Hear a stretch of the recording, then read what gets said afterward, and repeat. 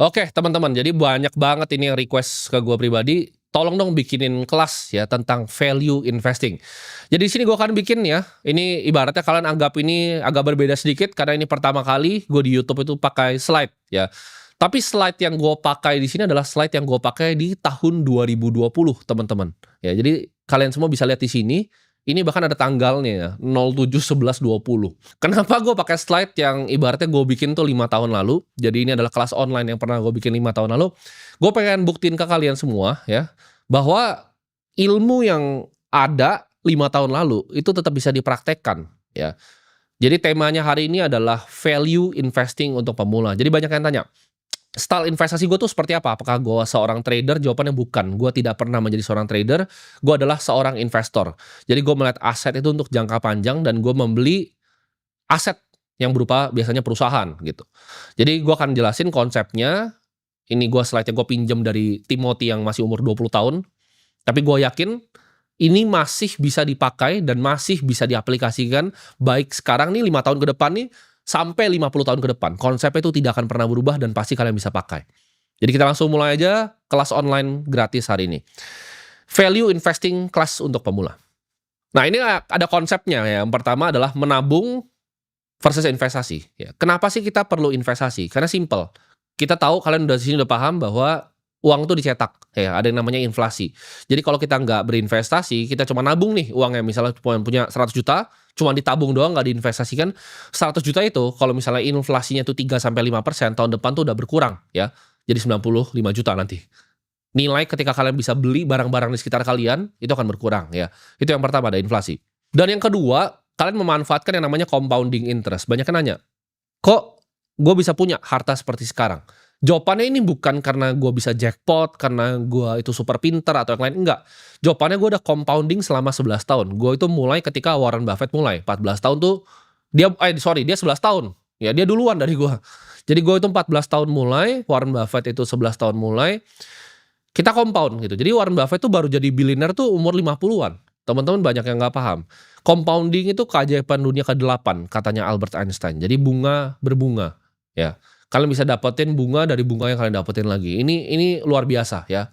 Teman-teman kalau mulai dari uang yang sangat kecil, kalian compounding 50 tahun, kalian silahkan cari di Google aja.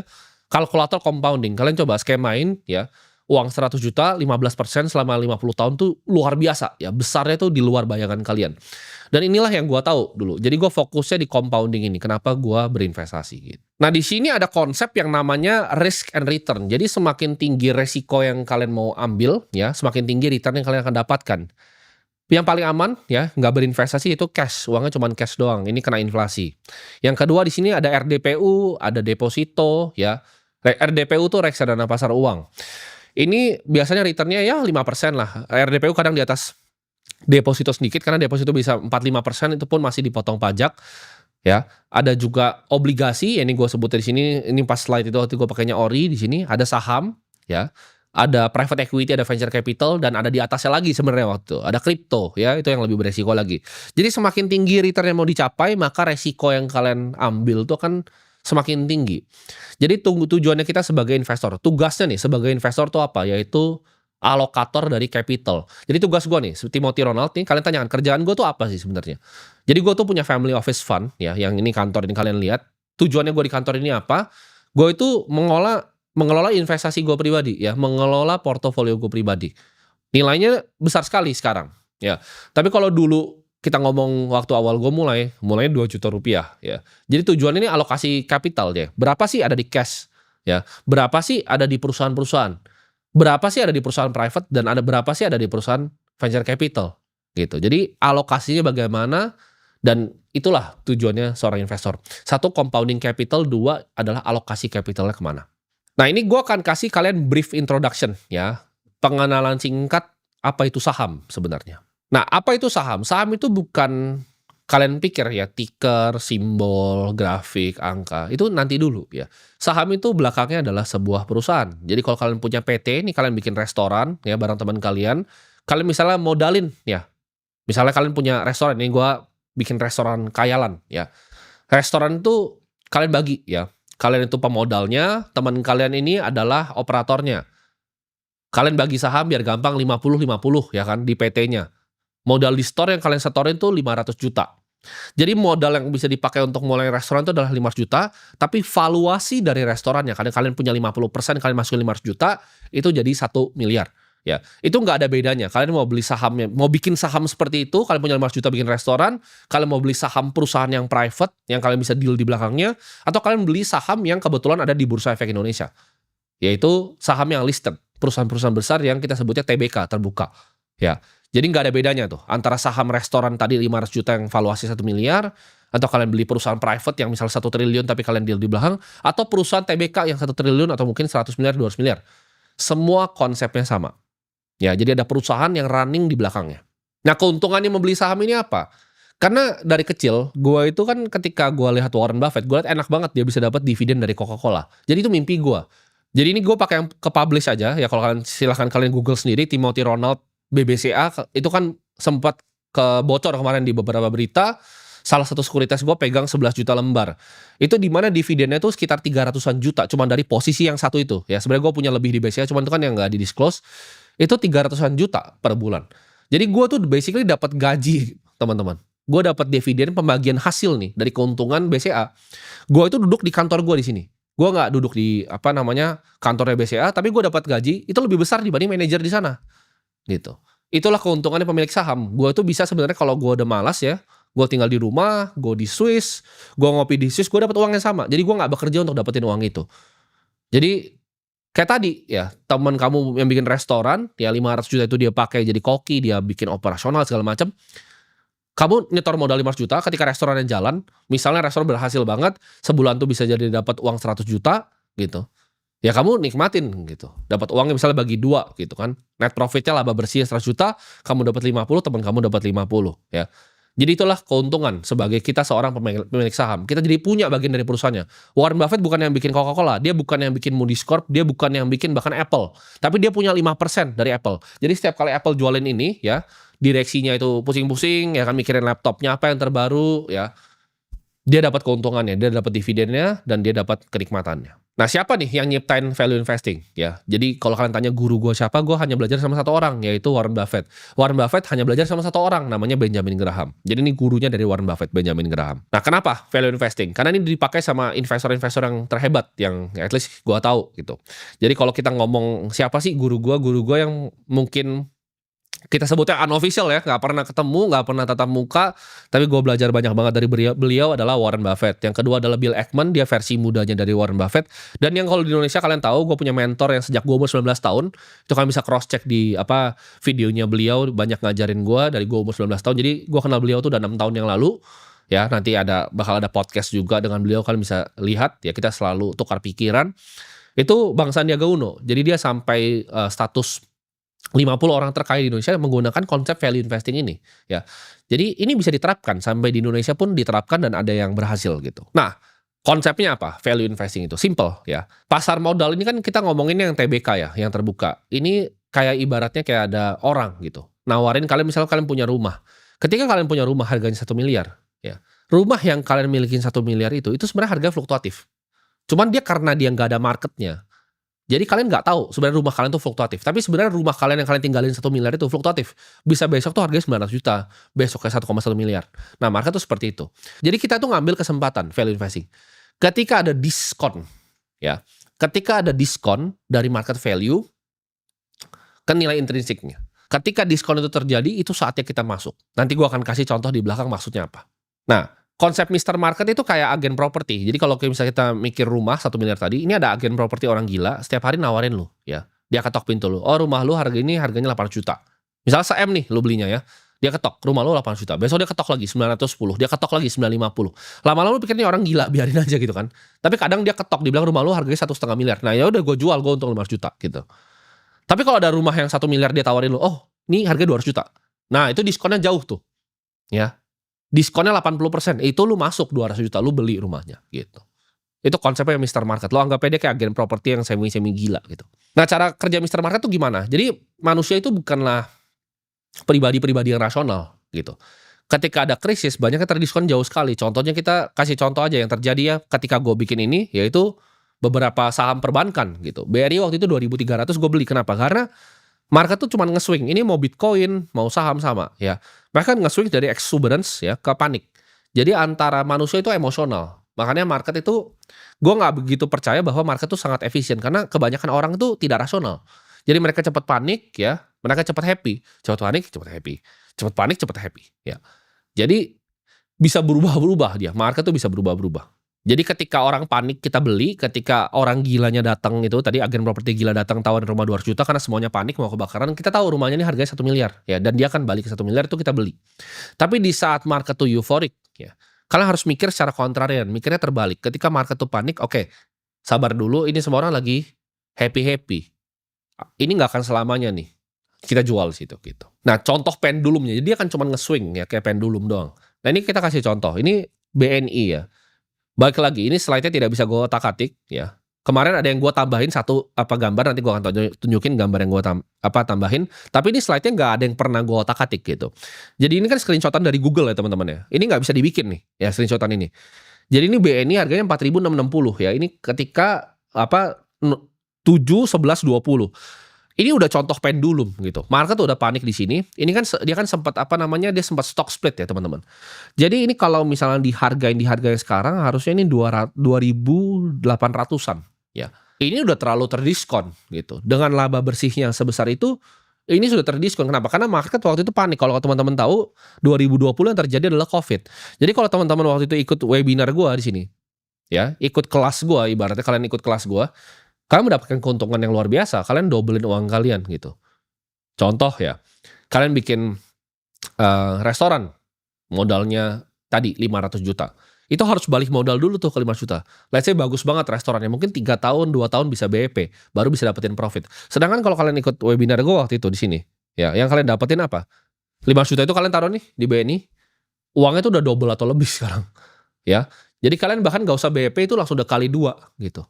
Jadi lebih mending mana? Kita bikin bisnis sama teman kita bikin restoran atau di sini gitu. Opsinya kita bermain di pasar modal. Kita ikutin gayanya Benjamin Graham atau Warren Buffett. Karena terbukti itu bikin orang-orang paling kaya di dunia. Warren Buffett itu orang paling kaya di dunia tahun 2008 ya. Kenapa sekarang Elon Musk lebih kaya? Jawabannya adalah Warren Buffett itu donasi banyak sekali kekayaannya. 30 miliar dolar tuh dia kasih ke Bill and Melinda Gates Foundation tahun 2007. Kalau uang itu dia compound dan dia keep untuk dirinya sendiri, saham Berkshire nggak pernah dikasih, hartanya 300 billion dolar lebih dalam cash. Dia masih orang paling kaya di dunia. Tapi orang paling kaya di dunia yang lain difur sama dia ya. Karena dia pakai taktik ini. Ketika murah dia beli ya. American Express waktu itu kena masalah dia beli. Coca-Cola waktu itu kena masalah dia beli. Ya, saham-saham perusahaan yang menurut dia diskon, ya udah dia beli gitu. Screening saham gitu kan. Screening perusahaan ini apa yang kita cari? Balik lagi. Perusahaan tuh ada yang memang beberapa sektor, apalagi di negara-negara seperti kita itu yang lebih baik dibanding yang lain. Contohnya gue selalu bilang perbankan tuh selalu lebih baik. Kenapa? Karena ini kata-kata dari Nathan Rothschild yang selalu gue simpan. Yaitu the only business worth doing, satu-satunya bisnis yang worth it untuk dikerjakan adalah bisnisnya uang. Jadi bank itu adalah bisnisnya uang. Kalau kalian lihat di India yang paling besar-besar pasti bank. Kalau kalian lihat bahkan di seluruh dunia, ya di Singapura lah contohnya. Kalian cari Singapura largest market cap itu pasti bank biasanya ya. Entah itu DBS ya. Kalian bisa cari di negara-negara besar manapun ya, bank itu selalu top tier kecuali di US yang teknologinya maju. Tapi itu pun kalau JP Morgan, ini gue belum cek, tapi JP Morgan pasti masih top 10 gitu. Kalau laba bersihnya itu pasti top 10. Jadi cari sektor yang baik ya. Salah satu sektor yang baik itu gue kasih kisi-kisinya itu adalah bank ya. Di negara apalagi negara seperti Indonesia. Kalau gue baca riset terakhir dari PricewaterhouseCoopers ya, Indonesia 2050 tuh bakal jadi GDP keempat ya. PDB-nya bakal keempat terbesar di dunia. Dan kalau itu terjadi, sektor yang diuntungkan tuh udah pasti perbankan. Sektor yang bagus lagi apa di negara ini? Itu sektor consumer ya, karena kita suka konsumsi gitu. Jadi ketika kita suka konsumsi itu pasti bagus. Dan sektor ketiga yang bagus tuh pasti di negara seperti ini adalah energi. Karena ini adalah negara yang ekstraktif gitu. Yang banyak kaya di sini tuh antara dari tambang batu bara ya kan. Kita bisa lihat dari sawit juga gitu. Grup-grup besar tuh pasti punya batu bara sendiri. Grup-grup besar tuh pasti punya sawit. Jadi kalian bisa lihat kisi-kisinya. Orang yang udah kaya top 50 di Indo tuh dari mana? Kalian cari tuh industrinya apa aja. Kalian bisa cari juga ya yang laba bersihnya besar. Nah ini favorit gua. Karena ini kepercayaan gue secara investor ya, fundamental. Bisnis itu simple. Bisnis itu mesin pencetak uang. Jadi laba bersih itu akan mendorong yang namanya harga perusahaan. Ini kepercayaan gue. Gue tahu sekarang banyak perusahaan yang valuasi nggak masuk akal, ya. Tapi itu bukan cup of tea gue, bukan style gue. Ada yang bisa untung dari situ ya silahkan, good for them, gitu. Tapi style gue, stylenya Buffett, stylenya Benjamin Graham, stylenya Bang Sandiaga Uno. Kita percaya bahwa laba bersih itu pasti mendorong harga perusahaan. Karena nggak mungkin perusahaan itu besar terus tapi kopong gitu. Perusahaan yang besar sekali gitu kan, contohnya Saudi Aramco, laba bersih itu besar sekali. Yang kedua terbesar apa? Contohnya seperti Google, laba bersihnya itu besar sekali Google, makanya market cap-nya jumbo gitu. Cuman gue nggak percaya bisa market cap-nya jumbo tapi nggak ada isinya. Suatu saat itu pasti turun gitu. Perusahaan tuh kalau nggak ada isinya di sini gue laba bersihnya nggak ngasilin duit, itu nggak akan kemana-mana dalam jangka waktu 5-10 tahun ke depan. Mungkin dia bisa naik setahun 2 tahun, tapi dia nggak akan 10 tahun gitu. Dan yang ketiga, timing itu penting. Jadi cari momen di saat dia terdiskon. Ini gue kasih contoh ya. 2020 ya. BCA itu setahun ya. Ini seingat gue itu sekitar 20-an triliun doang laba bersih setahunnya. Sekarang setengah tahun itu 29 triliun. Harganya tapi kalau kalian tarik dari 2022 sampai sekarang itu sama. Gitu. Jadi apakah itu mahal atau murah ya itu tergantung kalian lihatnya dari mana. Nah, analisa itu ada 2 ya. Dalam fundamental tuh ada yang namanya kualitatif sama kuantitatif ya. Kualitatif tuh apa? Kita bisa lihat orangnya, manajemennya. Nah, banyak yang bingung. Nah, gimana caranya kita bisa lihat manajemen? Kalau misal orang seperti gue kan bisa levelnya ketemu dengan manajemen nih. Tapi kalau kalian kan mungkin nggak bisa ketemu. Awalnya gue juga seperti kalian. Jadi gue akan ajarin cara yang gue lakukan ketika gue masih seperti kalian. Jawabannya adalah kalian bisa lihat yang namanya corporate presentation. Jadi kalian cari misalnya Bank A punya corporate presentation, kalian cek gitu. Tapi jangan cek yang tahun ini yang 2025. Kalian cek yang tahun 2020, 2021, 2022, 2023. Ya. Jadi kenapa kita backtrace begitu? Karena kalian lihat, oke, ini presentasi korporasinya, dia beneran lakuin nggak? Ini kunci mahal nih buat lihat manajemen.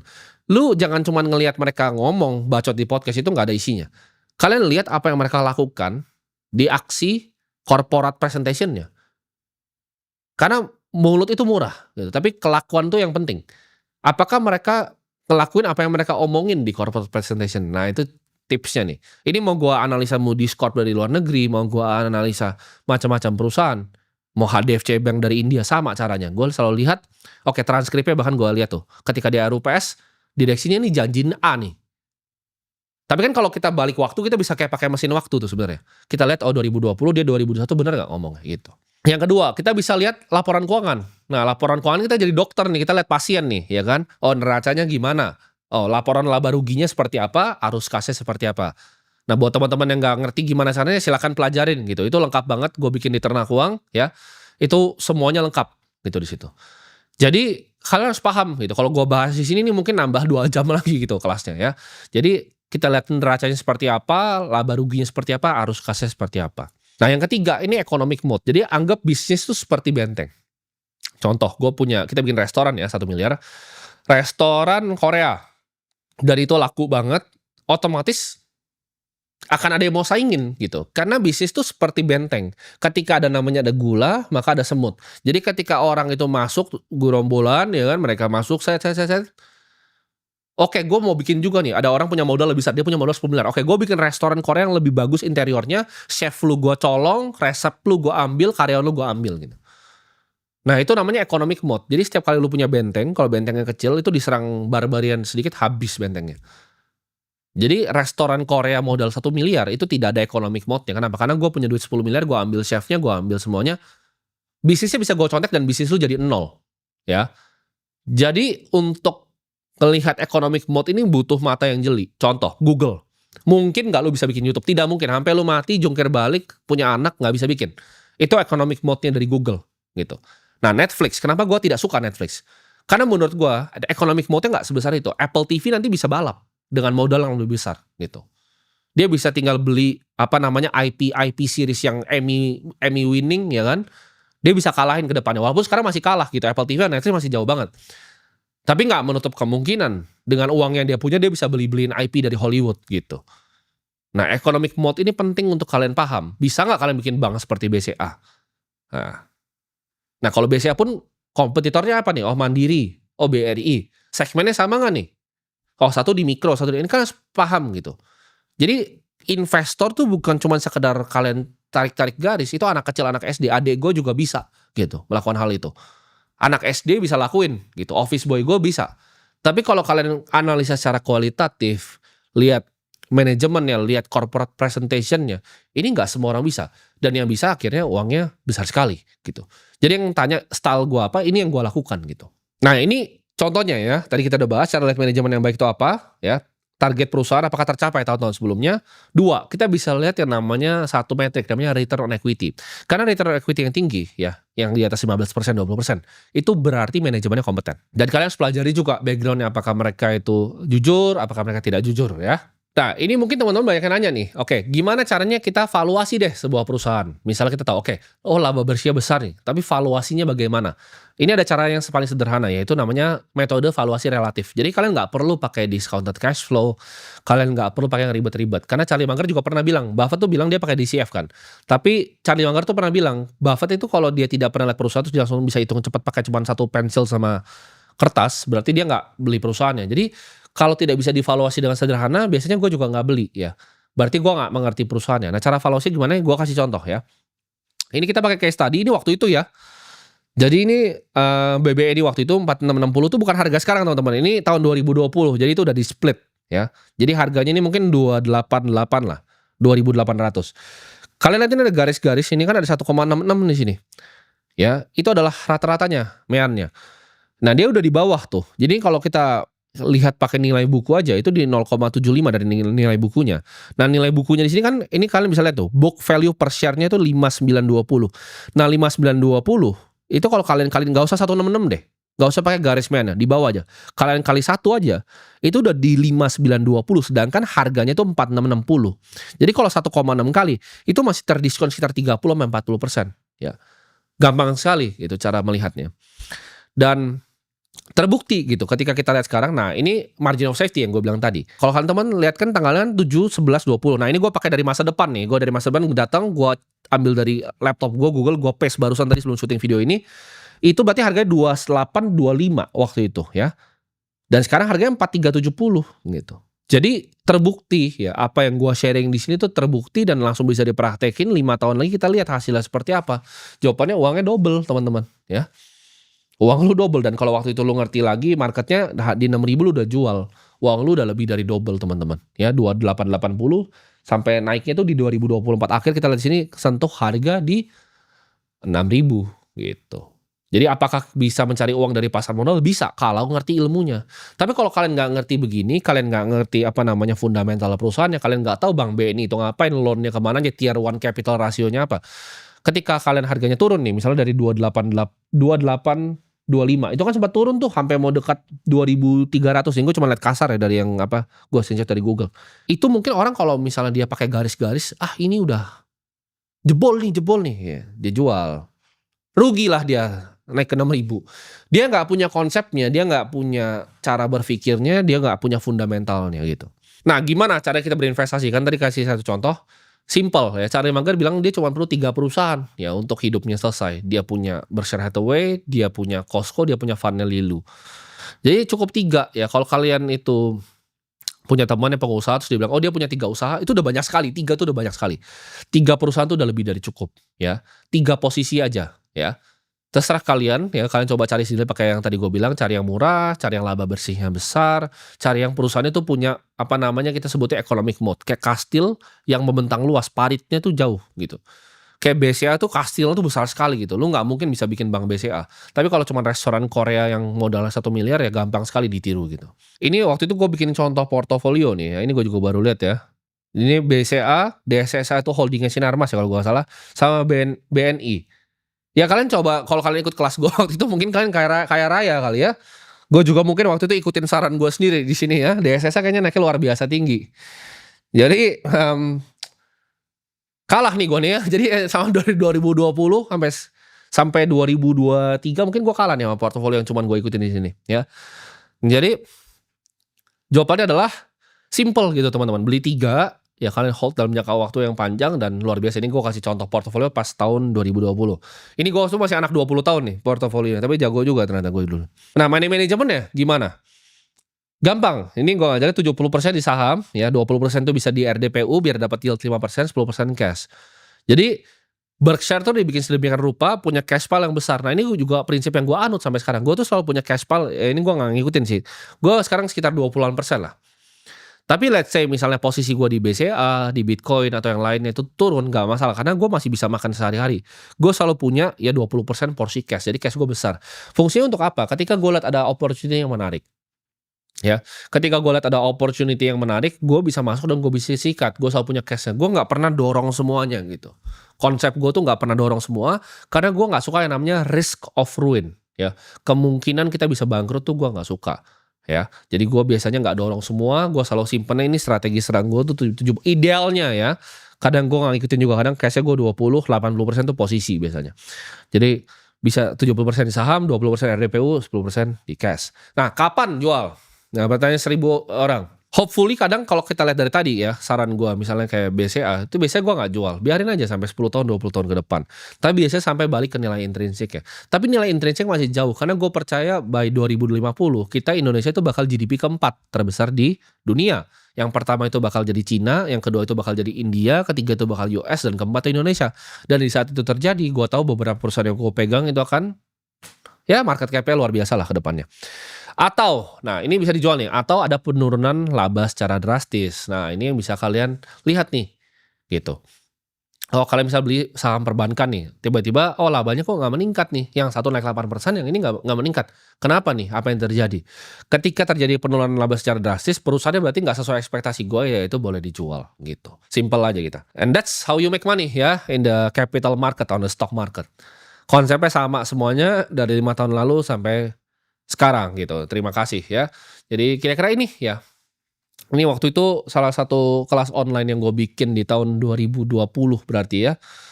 Waktu itu ini gue bikin murah kayaknya waktu ya, biaya joinnya itu 100.000. Kalian bayarin investasi ilmu waktu itu 100.000 di sini. Lu bisa double ini 3 kali tuh kalau kalian cek di SSA, BCA sama BNI, mungkin sudah luar biasa ya. Hasilnya benar-benar mungkin luar biasa. Jadi investasi itu tidak ribet, ya. Kalian tahu bahwa apa yang kalian beli itu perusahaan, ya. Kita lihat fundamentalnya seperti apa, kita lakuin PR-nya. Jadi jangan ntar kalian beli, oh beli A nih, gua tanya, A itu apa? Lu nggak tahu bisnisnya apa, laba bersihnya berapa, return on equity-nya berapa, posisi neracanya gimana, oh asetnya berapa, gitu. Aset lancarnya, aset tetapnya, oh utang jangka pendeknya berapa, utang jangka panjang jangan kegedean gitu, debt to equity rasionya itu berapa. Nah itu baru jadi investor beneran ya. Kalau kalian cuma lihat apa namanya, garis, kalian lihat, kode broker, itu namanya anak kecil gitu. Makanya uangnya yang bisa jadi adalah uang anak kecil juga. Tapi kalau kalian lihat misalnya orang-orang yang udah lama di pasar modal seperti Sandiaga Uno yang duitnya itu udah belasan sampai puluhan triliun, atau kita lihat yang bikin fund 30 triliun, kemarin gue sempat podcastin Pak Yos Parengkuan. Semua stylenya sama seperti ini ya, value investing, lihat perusahaan itu seperti apa. Nggak ada yang pakai style-style ngeliatin kode atau ngeliatin garis atau angka ya. Jadi belajarlah pakai cara yang benar, dan ini gue praktekin juga selama 11 tahun ya, kalian bisa lihat lah aset gue sekarang seberapa. Bahkan kalau dibandingin dengan Warren Buffett di umurnya, gue itu 100 kali hartanya dibanding Warren Buffett di umurnya dia inflation adjusted ya. Kalian cari track recordnya, kalian adjust dengan inflasi, bandingin dengan gue sekarang, itu masih 100 kali gitu. Jadi kalau gue compound ya, mungkin gue diberkati juga sama Tuhan juga bisa masih 50 tahun ya berinvestasi di sini, aset gue ya mungkin jadi luar biasa, dan gak menutup kemungkinan ya semoga bisa jadi yang nomor 1 di negara ini ya, dengan doa dari teman-teman juga.